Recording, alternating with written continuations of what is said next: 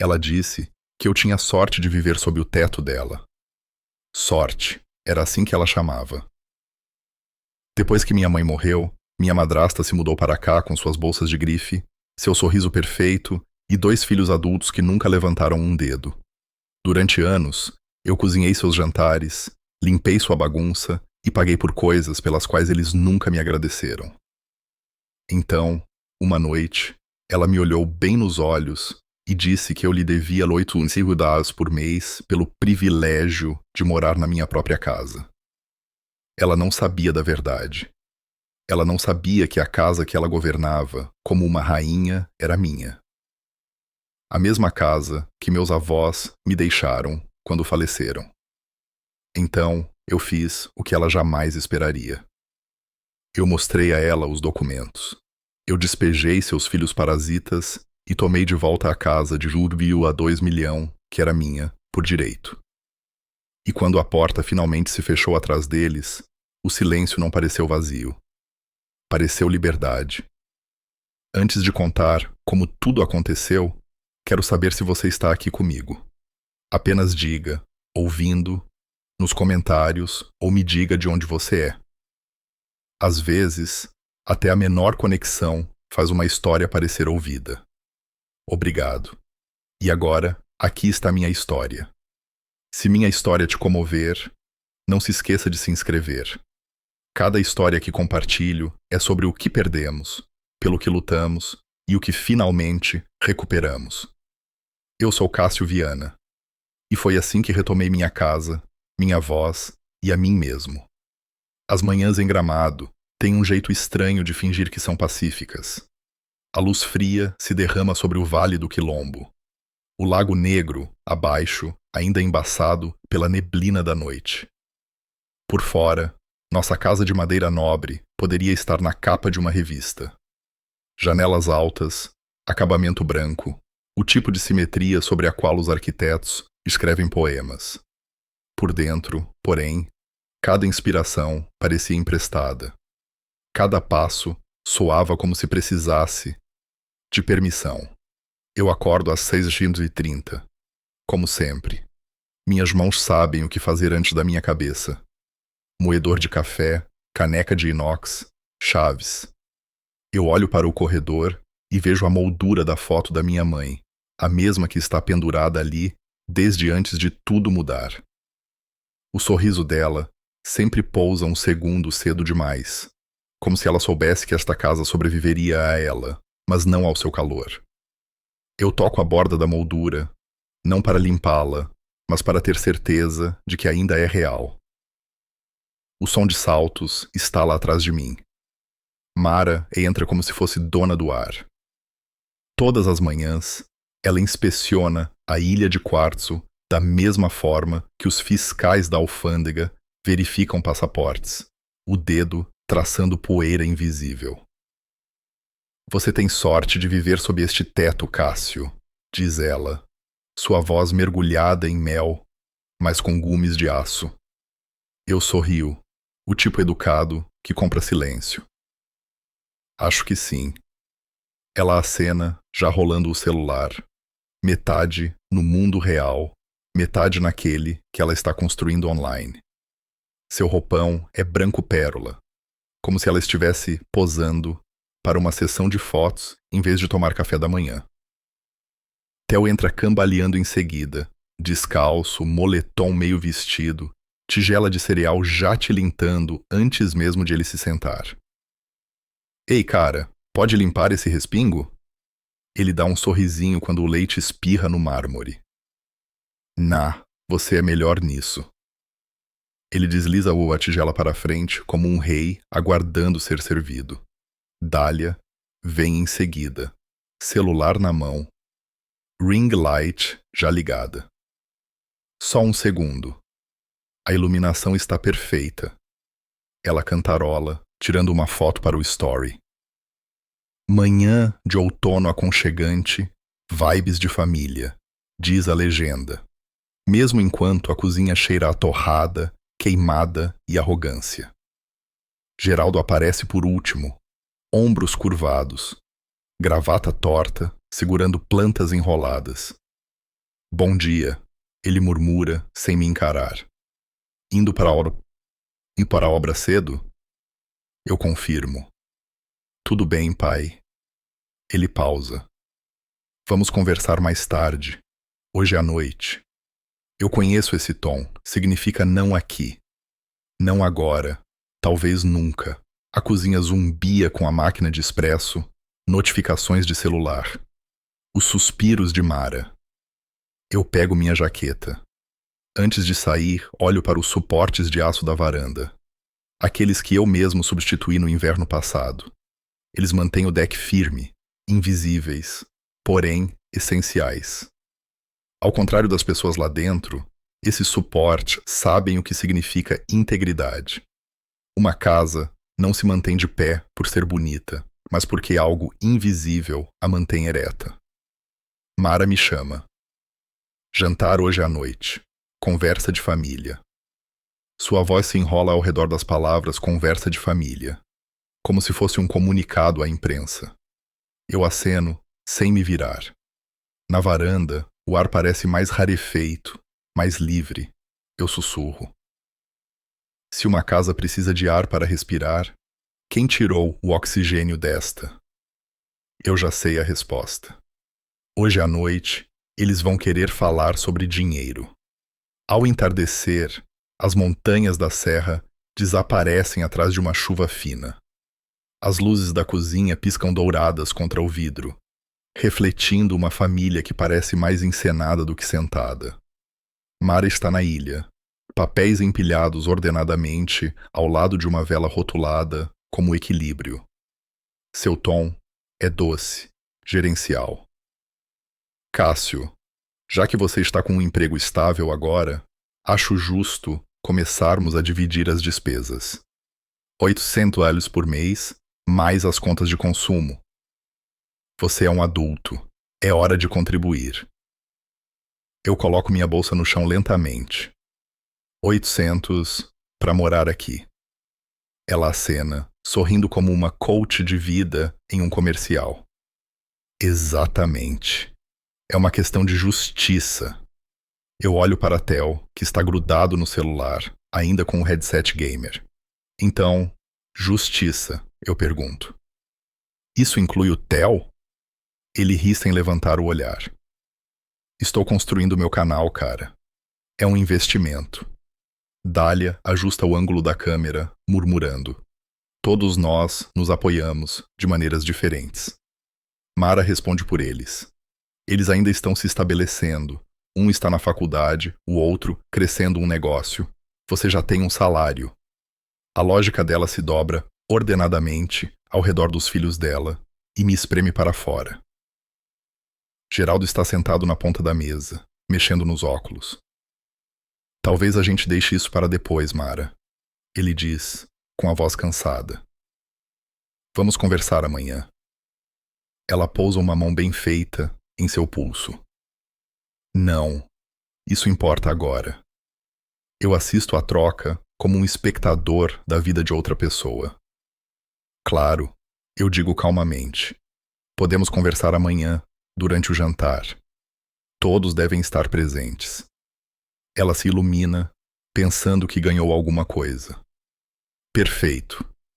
Enquanto recolho os pratos, noto uma pasta semi-enterrada sob a vela. Páginas impressas, ordenadamente marcadas com marca-texto. Reconheço uma linha no topo. Contrato interno de aluguel. Contrato doméstico. Eu o abro, apenas o suficiente para ler a cláusula.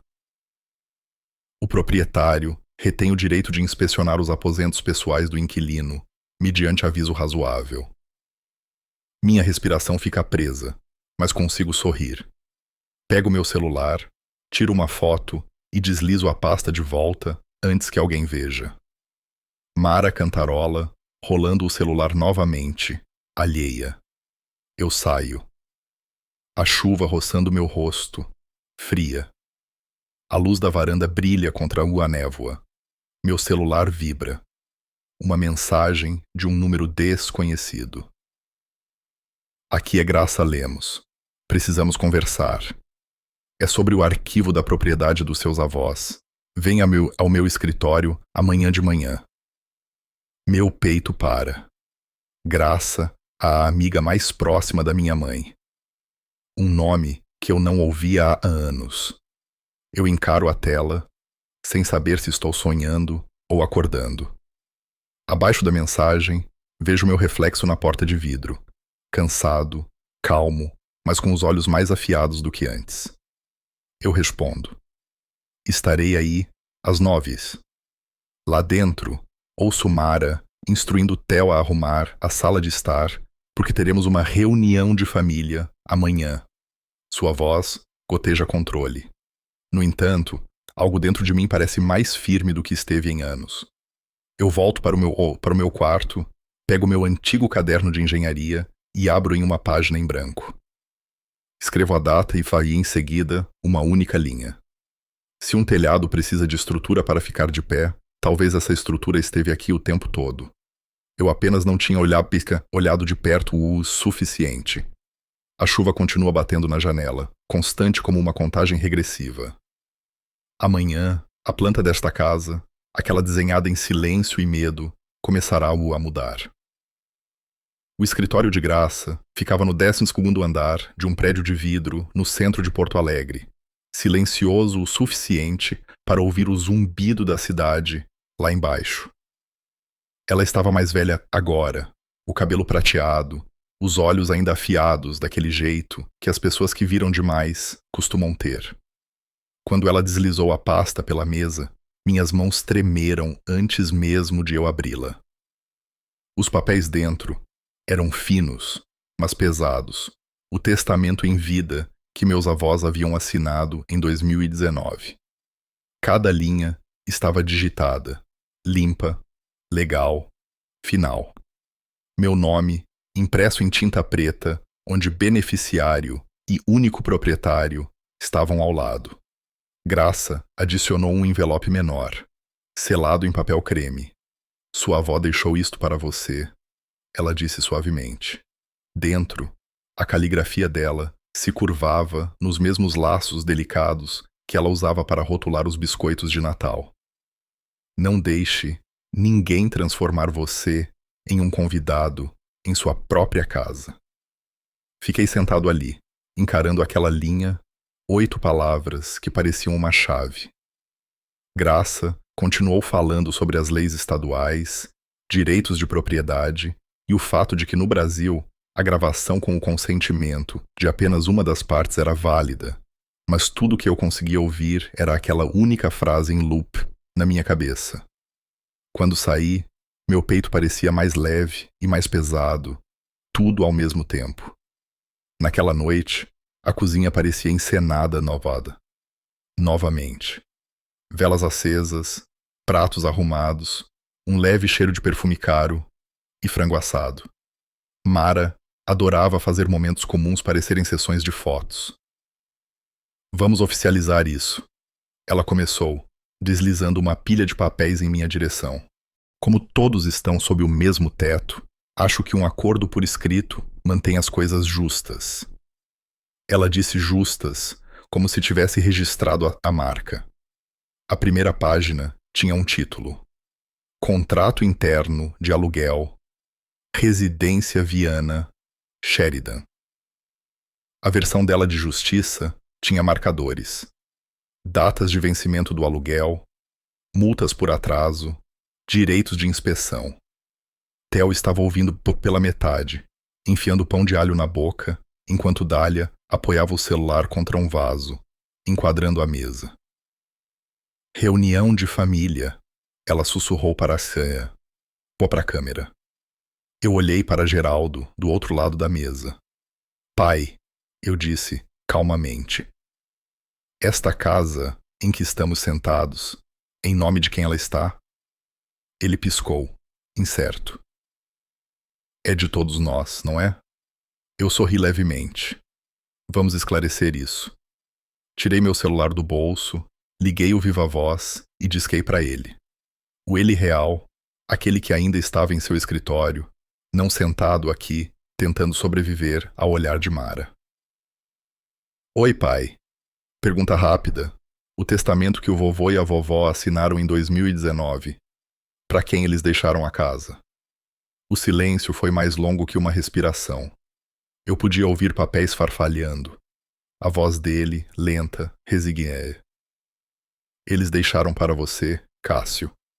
Tudo na sala congelou. O garfo de Theo bateu no prato. A câmera de Dália caiu com um baque surdo. O sorriso de Mara não se quebrou imediatamente. Apenas enrijeceu, como plástico deixado muito perto do fogo. Ela forçou uma risada que não saiu de sua garganta. Bem, a papelada sempre pode ser atualizada, disse ela. O que importa é o que é justo para a família. Eu peguei minha bolsa e coloquei 2 documentos sobre a mesa. O testamento autenticado e a carta da minha avó. A tinta ainda com um leve cheiro de lavanda. Ninguém pode editar o que já foi assinado, eu disse. Especialmente por pessoas que não estão vivas para aprovar. As palavras pousaram silenciosamente, mais pesadas do que qualquer grito jamais poderia ser. Ela se inclinou para a frente, a voz trêmula. Você realmente não vai pagar o aluguel. Aluguel não, eu disse. Mas eu estive fazendo as contas. Se alguém planeja continuar morando aqui, sob o meu teto, pagará R$1.200 cada um por mês, contas de consumo não incluídas, com um depósito adiantado. Ou, se for muito caro, podemos discutir um prazo para se mudarem, de acordo com a lei. Theo tossiu, engasgando com a bebida. Dália murmurou algo baixinho sobre isso ser uma loucura. O rosto de Mara perdeu a cor. Você cobraria da sua própria família? Ela cuspiu. Eu cobraria de qualquer adulto que vive às custas da casa de outra pessoa e se recusa a respeitá-la. Eu disse.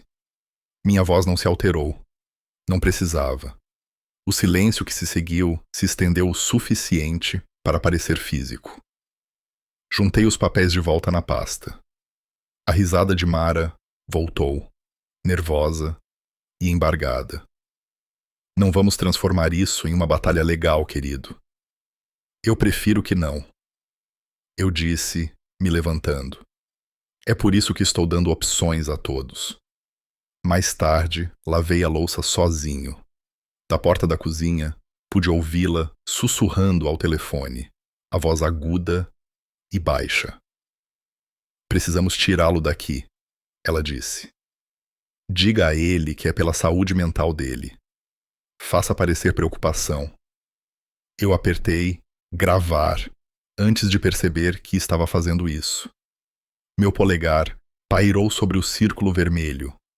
O som da voz dela, capturado com clareza. Quando a gravação parou, encarei meu reflexo no vidro do forno. Calmo, irreconhecível. Se eles chamam esta casa de deles, eu sussurrei. Deixe a lei perguntar de quem é a casa de verdade. Às 6h45 da manhã seguinte, a casa estava meio escura, silenciosa, exceto pela chuva batendo na claraboia. Eu estava na metade da escada quando a ouvi novamente. A voz de Mara, baixa, mas aguda, vindo da cozinha. Você precisa fazer alguma coisa, Geraldo. Ele está perdendo o controle. Diga a ele para ir para Recife. Talvez se matricular naquele programa de engenharia, de novo. Diga que é pela saúde mental dele. As palavras dela eram lentas, deliberadas. A voz do meu pai veio pelo viva voz, fraca e cansada. Eu vou falar com ele, Mara. Vou tentar. Eu fiquei perfeitamente imóvel, celular na mão, e apertei gravar. Meu batimento cardíaco se estabilizou em vez de disparar. A voz de Graça ecoou em minha mente, de ontem. O Brasil permite a gravação por um dos interlocutores. Fique calmo. Colete provas. Quando a ligação terminou, voltei para o andar de cima. Salvei o arquivo e o enviei por e-mail para a Graça com o assunto. Conversa matinal. 10 minutos depois, ela respondeu. Perfeito. Continue coletando. Não discuta. Apenas documente tudo. Quando cheguei à obra, o mundo parecia mais nítido. Cada conversa, cada olhar, cada palavra agora tinha peso. Comecei a manter um diário, anotando horários, nomes, citações. Pela primeira vez, ser meticuloso parecia sobrevivência, não hábito. Quando voltei para casa naquela noite, o cheiro de tinta de impressora pairava na cozinha. Mara estava sentada na ilha, cantarolando, uma pilha de papéis à sua frente. Ela deslizou um em minha direção, como um presente. Olha o que eu encontrei, querido. Tem este ótimo programa em Recife, Projeto Estrutural Avançado. Acho que poderia realmente ajudá-lo a crescer. Ela sorriu, cheia de calor e veneno. Você teria seu próprio espaço, um novo começo. Eu olhei para o documento.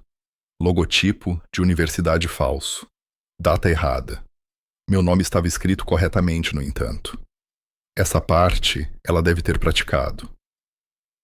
Que atencioso, eu disse, dobrando-o cuidadosamente. Só que esse tipo de formulário precisa da assinatura do proprietário, não é? Ela piscou. Seu pai pode assinar. Não, eu disse gentilmente. Ele não pode. Coloquei o papel de volta no balcão, meu tom tão uniforme que a confundiu. Ela ficou ali, piscando rápido demais, os lábios se contorcendo por uma resposta que não veio. Eu a deixei parada em sua cozinha perfeita, cercada por suas mentiras perfeitas. Mais tarde naquela noite, ao passar pelo corredor, notei que a luz da câmera da campainha estava apagada. A bateria havia sido removida. Eu a reconectei, depois encomendei 3 novas câmeras de segurança e as instalei antes da meia-noite, uma acima do corredor, uma na sala de estar, uma perto do armário de joias que pertenceu à minha mãe. Cada ângulo coberto, cada fio escondido. Da minha mesa, observei o feed ganhar vida. Pontos verdes pulsando no escuro. Não era mais paranoia, era proteção.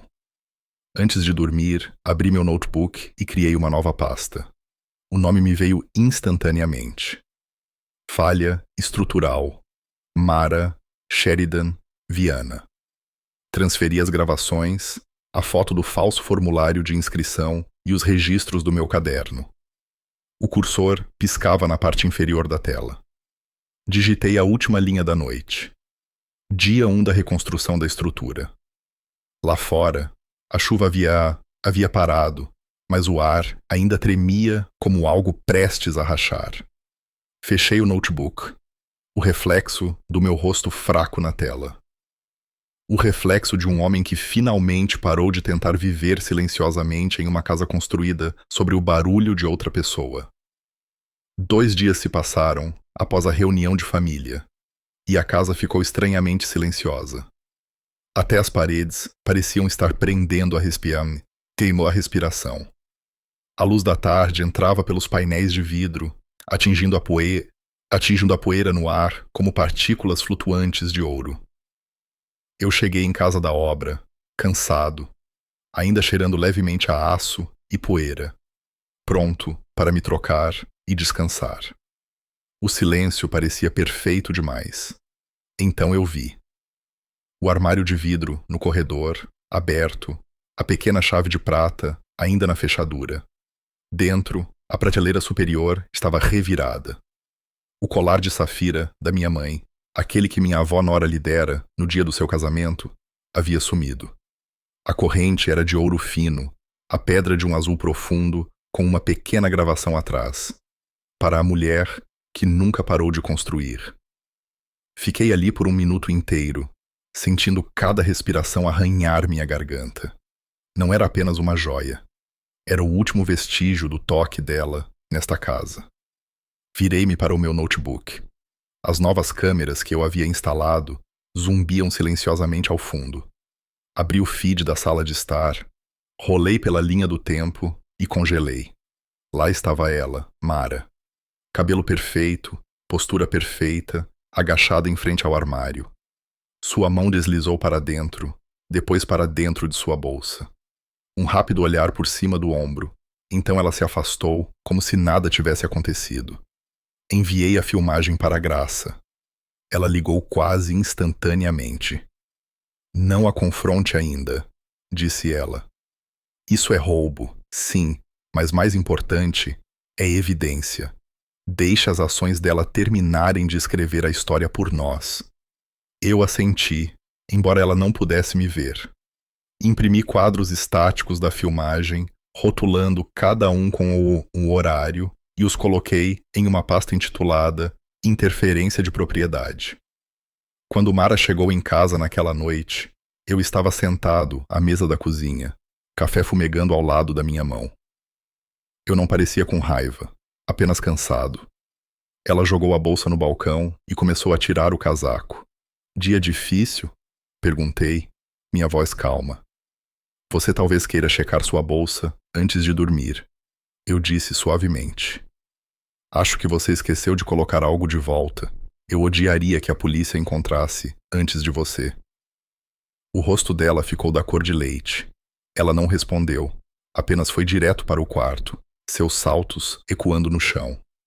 Mais tarde naquela noite, eu a ouvi dizendo a Geraldo que eu a estava espionando, chamando isso de invasão de privacidade. Desci silenciosamente e coloquei uma cópia do Estatuto Relevante sobre o balcão, grifado. A vigilância doméstica na própria propriedade é legal, eu disse. Talvez você queira revisar isso. Geraldo olhou para ela, depois para mim, pela primeira vez. Ele não a defendeu. Ele apenas exalou, longo e cansado. A voz de Mara falhou. Você não vai dizer nada? Ela exigiu.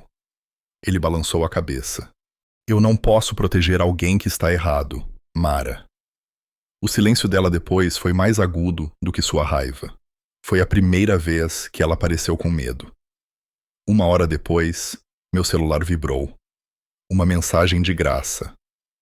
Eles estão contratando um advogado local. Espere uma contra-acusação falsa em breve. Fique calmo, você está ganhando sem levantar um dedo. Eu respondi.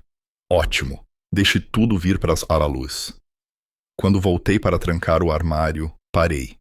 O espaço onde o colar estivera parecia mais vazio do que eu esperava. Eu sussurrei. Eles não roubaram apenas algo que você possuía, mãe. Eles roubaram o último suspiro, seu que restava aqui. Eu girei a chave e a coloquei no meu bolso. Na manhã seguinte, a mensagem final, de graça, chegou. Amanhã, dou entrada nos papéis de despejo. Olhei ao redor da sala de estar, para as fotos emolduradas, as superfícies polidas que nunca pareceram limpas. O ar tinha gosto de antecipação. Está na hora, eu disse, para ninguém. Hora de derrubar as paredes falsas e ver o que está por baixo. 1 semana depois, a primeira neve começou a cair, flocos finos flutuando como cinzas sobre o bairro. Dentro de casa, a tensão havia se solidificado. Mara parou de falar comigo completamente. Dália raramente saía de seu quarto, luzes piscando através de sua porta em todas as horas, enquanto ela filmava suas transmissões intermináveis. Theo vagava de cômodo em cômodo, como um fantasma de moletom. Então veio a explosão, não na vida real, mas online. Mara postou um vídeo de 20 minutos intitulado Meu enteado me traiu. Sua voz estava trêmula, mas cuidadosamente ensaiada. Ela se autodenominou uma vítima. Disse que eu a gravei sem consentimento. Disse que eu manipulei meu pai. Disse que eu estava tentando roubar o lar que ela construiu para sua família. Pela manhã, tinha 10.000 visualizações e uma enxurrada de comentários de simpatia. Eu não respondi, mas graça sim. Ela postou uma declaração oficial na página de seu escritório, um resumo certificado do testamento de 2019, assinado pelo cartório, confirmando do que Cássio Viana era o único proprietário legal do imóvel. Sem comentários, sem drama, apenas fatos. 1 hora depois, Elisa, a melhor amiga da minha mãe, postou uma fotografia antiga. Mostrava minha mãe e a vovó Nora pintando a varanda. ambas rindo, cobertas de serragem. A legenda dizia: esta casa foi construída com amor, não com hashtags. Isso foi o suficiente. Os comentários viraram. As pessoas começaram a comparar as linhas do tempo, encontrando inconsistências na história de Mara. Seus próprios seguidores começaram a questioná-la. Marcas retiraram seus patrocínios, uma por uma. No mesmo dia, o parceiro de jogos de Tel cancelou a colaboração. Sua conta ficou em silêncio. O clube de marcas da Faculdade de Dália a removeu silenciosamente de sua lista de influenciadoras. O império dos filtros começou a rachar.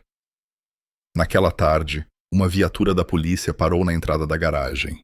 O policial saiu com um envelope pardo. Observei da varanda enquanto ele o entregava a Mara. Intimação para audiência, senhora. Foro da comarca de Gramado, em 10 dias. Ela o abriu, leu por cima e soltou uma risada que soou aguda demais. Eu já tenho um advogado, disse ela. Bom, eu disse. O tribunal prefere conversas profissionais. Naquela noite, Dália tentou sua própria forma de vingança. Ela me gravou na sala de estar, cortando minhas palavras em fragmentos. A versão que ela postou me fazia parecer um monstro. Eu os quero fora.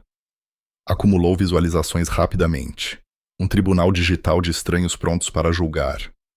Graça me mandou uma mensagem em poucas horas. Não se preocupe, temos a gravação completa. A versão completa, que ela encaminhou ao tribunal, capturava o que eu realmente tinha dito. Eu os quero fora, se eles continuarem desrespeitando a lei e as pessoas que construíram esta casa. Quando a verdade veio à tona, o clipe de Dália se tornou evidência de difamação. O vídeo desapareceu. Sua conta o seguiu. Naquela mesma noite, Geraldo ligou. Sua voz estava baixa, diferente. Cássio, ele disse, você estava certo. Eu sabia que a casa era sua. Eu só não queria perder o pedacinho que eu achava que tinha. Mas agora eu vejo o que isso custou a você. Eu não disse nada por um longo tempo. O medo não protege ninguém, pai. Ele só constrói o tipo errado de paredes. Ele respirou fundo na linha. Então está na hora de eu parar de me esconder. Esconder atrás das dela. Na 9ª noite, a tensão dentro da casa era insuportável. A neve pressionava contra as janelas, o ar quebradiço. Por volta da meia-noite, meu celular apitou um alerta da câmera da sala. Abri o feed. Mara, envolta em seu roupão, estava perto da mesa de centro, vasculhando meus arquivos. Ela puxou os papéis impressos do testamento, enfiou-os na bolsa. Observei, sem expressão, salvando cada quadro. Eu não desci correndo. Alguns momentos se condenam melhor sem interferência. Fechei o notebook e sentei na luz azul fraca, deixando o silêncio assentar. Pela primeira vez, não senti raiva. Apenas um tipo frio de pena. Eles construíram seu mundo eu inteiro, a partir de reflexos. E agora esses reflexos estavam se voltando contra eles. Na manhã seguinte, acordei com um e-mail de Graça. O assunto dizia: amanhã ganhamos mais do que uma casa. O corpo da mensagem era apenas uma linha. Esteja pronto. Não estamos apenas reivindicando a propriedade. Estamos reivindicando a verdade. Olhei pela janela. A neve fresca havia coberto o quintal completamente.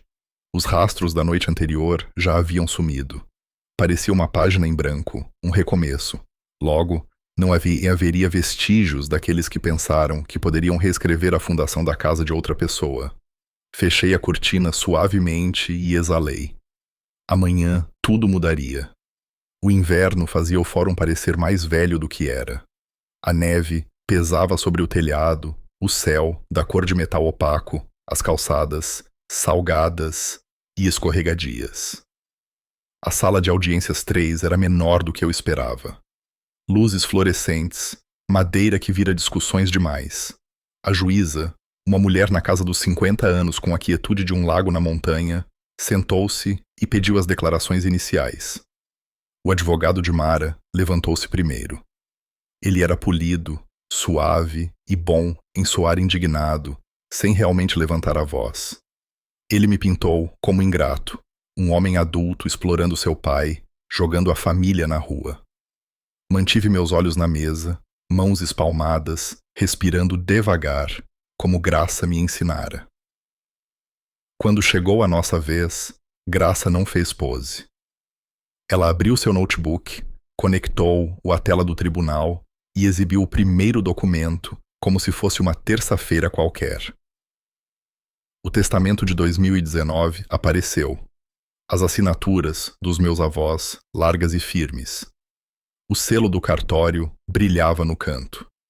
A propriedade, localizada no endereço listado, é legal e unicamente de propriedade do Sr. Cássio Viana, disse ela.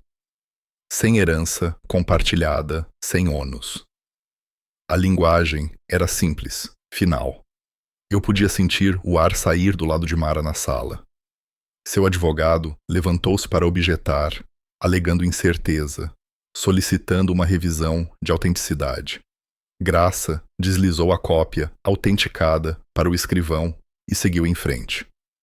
Também apresentamos uma ligação telefônica, gravada, na qual a senhora Sheridan Viana propõe realocar o Sr. Viana para outro estado sob o pretexto de preocupação com sua saúde mental.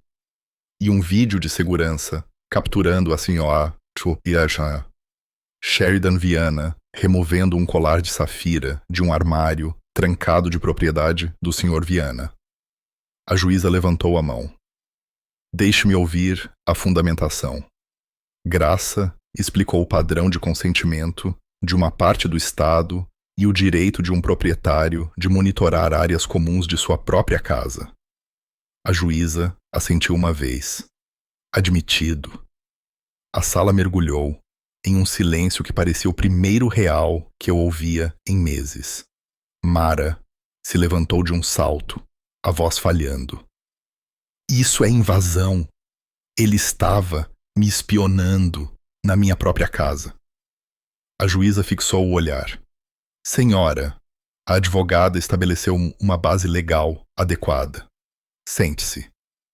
Eu olhei para Mara apenas o tempo suficiente para ver o momento em que a raiva se transformou em compreensão. A compreensão de que as regras aqui eram diferentes das regras em sua cozinha. O próximo movimento deles foi o sentimentalismo. Mara abriu um papel e começou a ler uma nota manuscrita sobre como ela me amou e me criou como se fosse seu. Como ela se sacrificou, como as famílias não contam quem deve a quem. As palavras eram bonitas no papel. Então o papel encontrou a vida que realmente vivemos. Eu me levantei. Se amor parece dizer a um menino de 12 anos para esfregar o chão, cozinhar jantares e se sentir como um convidado na casa que sua mãe construiu, então eu não devo entender essa palavra. Eu disse. Falei devagar, não para atuar, mas porque a verdade era pesada e precisava de cuidado para não se estilhaçar. A juíza não me interrompeu. Ela deixou a sala absorver aquilo. O escrivão chamou Geraldo. Ele caminhou para o depoimento, como um homem aprendendo a se levantar pela primeira vez. Ele olhou para mim, depois para Mara, e de volta para a juíza. A casa pertence ao meu filho, disse ele. Há anos. Eu deveria ter dito isso antes. Sinto muito. Não foi alto. Não precisava ser. O rosto de Mara mudou de forma, procurando por lágrimas que não vinham. Atrás dela, Theo se encolheu no casaco. Dália encarava o celular como se ele pudesse reescrever a transcrição se ela o segurasse com força suficiente. Um oficial de justiça pigarreou. Senhora, disse ele a Dália, guarde isso. Tarde demais. Ela havia iniciado uma transmissão ao vivo, rotulada bastidores, uma pequena janela para o mundo em que ela permanecia a estrela. A voz da juíza soou sem esforço. Não haverá filmagens no meu tribunal. Mais uma vez, e você vai esperar no corredor. Dália corou, fechou o aplicativo e olhou para o colo. Uma lição sobre a vida real entrou onde o Wi-Fi falhou. Graça colocou uma foto no retroprojetor. O colar de safira na palma da mão da minha mãe. Anos atrás, a gravação visível. Em seguida, o quadro estático da câmera, mostrando a mão de Mara no armário, bolsa aberta. Um segundo documento se seguiu. O número do boletim de ocorrência do arquivo policial. Nada dramático, apenas um catálogo de fatos dispostos em linha reta, como uma fundação. Em algum lugar no meio daquilo, o aperto em meu peito se afrouxou. Eu olhei para cima, não para Mara, mas para o selo do tribunal acima da cabeça da juíza. Eu estivera sob aquele selo quando criança, em passeios escolares. Não significava nada para mim, então. Significava estrutura agora. A juíza revisou as provas uma última vez. Sua voz permaneceu firme. O Sr. Viana é o proprietário legal do imóvel. O tribunal ordena que todos os ocupantes atuais, exceto o Sr. Viana, desocupem o local dentro de 14 dias. Apenas pertences pessoais. Qualquer interferência na execução incorrerá em sanções. Ela bateu o martelo uma vez. O som foi limpo e final. Uma porta em minha vida se fechou com ele. No corredor, o prédio cheirava levemente a papel e neve. Mara se inclinou perto o suficiente para que eu pudesse ver isso da fina rachadura em seu batom. Ele não entende, ela sussurrou. Não exatamente para mim. Não exatamente para si mesma. Eu não vou sair em silêncio. Eu encontrei seus olhos. Ninguém sai em silêncio quando passou anos vivendo ruidosamente na casa de outra pessoa. Saí para o inverno, cada pegada pressionando a neve como um selo em uma escritura já lavrada. 2 semanas depois, a luz de janeiro tornou o quintal branco como osso. A respiração pairava no ar como fumaça. Um caminhão de mudança estava parado na rua e o oficial de justiça estava com as mãos nos bolsos do colete, botas polvilhadas de sal. Entreguei-lhe a papelada. Ele assentiu e chamou a equipe. Lá dentro, os cômodos ecoavam pela primeira vez em anos. O som não era de solidão. Era o espaço voltando a si mesmo. Mara apareceu no topo da escada, em um terninho branco que parecia caro se você não conhecesse o tecido. Estou saindo com dignidade. Ela anunciou para ninguém em particular. Dignidade não é autoemitida. Eu respondi baixo o suficiente para que apenas o oficial ouvisse. Ele escondeu um sorriso e inclinou o queixo para os carregadores. Eles começaram com o óbvio. Theo entrou em pânico quando o técnico desparafusou seus monitores. Dália chorou quando um carregador dobrou seu fundo de luz em um quadrado de pano, apenas tecido, sem uma persona. Mara movia-se pelos cômodos como uma rainha saqueando seu próprio castelo. Ela estendeu a mão para o vaso de cristal que minha mãe adorava. O oficial levantou a mão. Itens na lista protegida, disse ele, apontando para a ordem. Os dedos de Mara pausaram, se curvaram para trás. Ela assentiu e continuou andando. Na cozinha, um leve tilintar. Olhei para o feed da câmera do corredor no meu celular.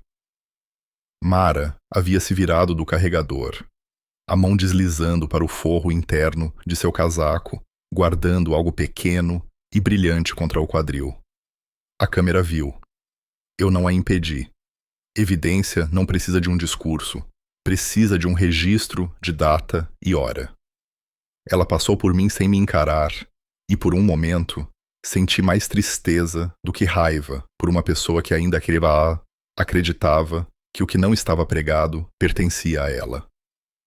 Geraldo chegou carregando um saco de papel e um pedido de desculpas em forma de rosto. Ele não tentou intervir. Ele me entregou uma fotografia. Eu, quando criança, minha mãe com jeans sujos de tinta, vovó Nora atrás de nós, nos degraus. Me desculpe por ter deixado o silêncio durar tanto tempo, disse ele. Eu pensei que manteria a paz. Olhei para essa foto, nós três flagrados no meio de uma risada. Às vezes, o silêncio só é bom em esconder o barulho, eu disse. Aprendi a falar claramente porque ninguém mais o faria. Ele assentiu, um homem concordando em ser novo. Ao meio-dia, a porta do caminhão bateu. A neve aumentou, suave e constante. Uma pequena placa de alumínio deslizou da mão de um carregador, bateu na entrada da garagem e se partiu em duas. As palavras diziam Residência Sheridan Viana. Peguei as metades, senti seu peso e as joguei no lixo. Da varanda, parafusei a nova placa na madeira. Lar Viana, Est, 2019. Não o ano em que a casa foi construída, mas o ano em que a casa finalmente teve um nome que correspondia à sua escritura.